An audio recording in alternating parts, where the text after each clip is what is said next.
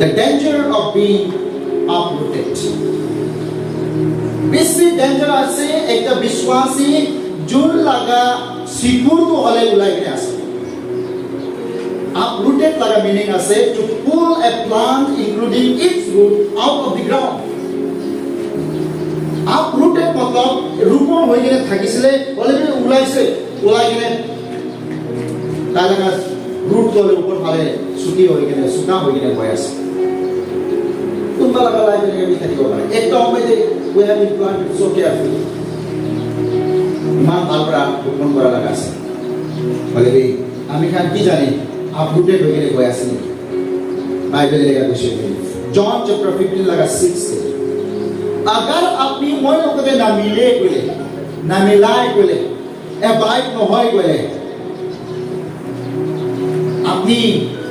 गुटी लोग बना है আমি লোক के ना मिला लगा डाली एक का दो काट लिया गुटी ধরি বলে না পারে শুকি যাব গুটি না ধরিব আর এই তো মানুষরা চলাই দিবে যেটা আমি কান রুটেড নাই আবার আমি কান ঈশ্বরের ঘরতে প্লান্টেড নাই কইলে আমি কান শুকিব একটা কথা নলে আমি গাছ বিছরা যাব তাতে হব নাকি আমি কান ড্রিফট কৰি থাকিব আমি কান উইন্টার হৈ যাব শুকি যাব আর আমি কান কি হব আনসেফ হব আমি কান গুটি না ধরা বাঁচিবলে না পারা একটা হৈ যাব দে এটো কারণে দানি করা কান হব পারে ক্রাইম করা কান হব পারে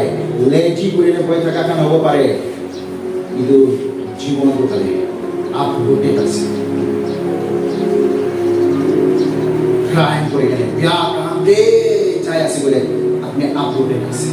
আপনি লাগা সিকুর লাগে আছে ও নলেবি অফেন্স আফটার অফেন্স করিলে চাই আছে আপনি uprooted আছে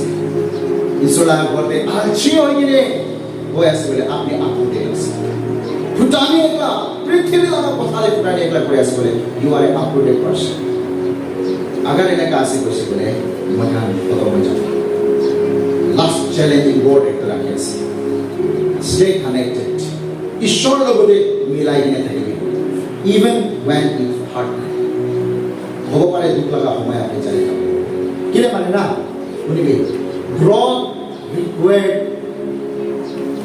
consistency আমি কান consistent हो बोला consistent একদম একই জায়গাতে থাকা লাগে কনসিস্টেন্ট নবালে না হবে লেজি ওয়ার্ড চারটা পাঁচটা রাখি এক খতম করে আছে god promise for the planted person ঈশ্বর প্রমিস করে যোনটো মানুষ সিকিউর হালিগিনে আছে ঈশ্বর লাগা করে আইজায়া চ্যাপ্টার 61 লাগা 3 তে যাইগিনে পড়বি ইটো লাগা ঘর তো আশিস লাগা ঘর হবো ইটো লাগা গাছ তো দুটিয়া লাগা গাছ হবো আর ইটো লাগা গাছ প্রা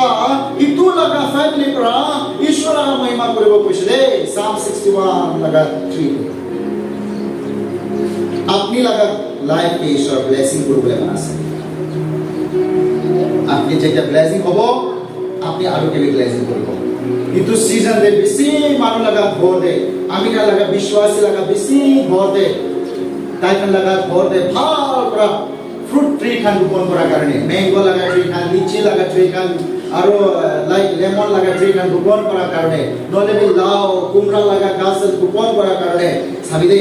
this are the blessing to us তাইখান লাগা না